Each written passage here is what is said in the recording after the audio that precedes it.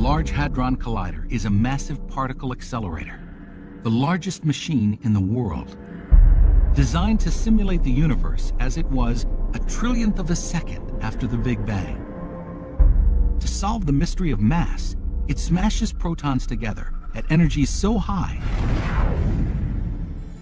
that it is capable of testing an idea first suggested in 1964 by several scientists around the world, including a young theoretical physicist named Peter Higgs.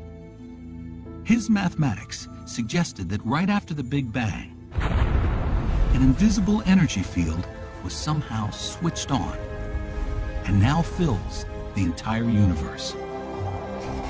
Just the way that a magnetic field affects some materials but not others, he suggested that this new field selectively affects some fundamental particles, causing some of them to take on mass. Very massive particles, like the quarks that make up protons and neutrons, interact strongly with this field. Electrons, which form the outer shells of atoms, interact less strongly and are very lightweight.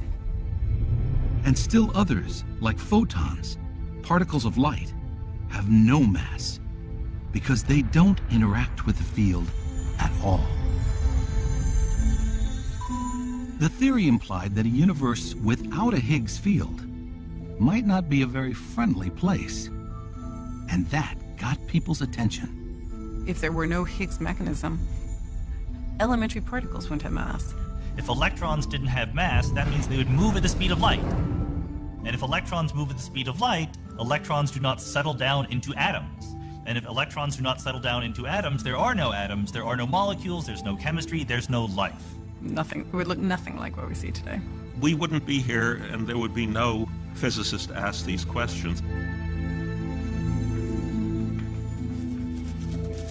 When Higgs submitted his theory to a journal, the editors based at CERN rejected it. My reaction was, they clearly hadn't understood what I was saying. Undeterred, he revised the paper, adding a paragraph saying, in effect, that if the field exists, we should find evidence of it in the form of a particle that would turn up in an accelerator. In other words, if you smash particles together energetically, you'll make a ripple in the field.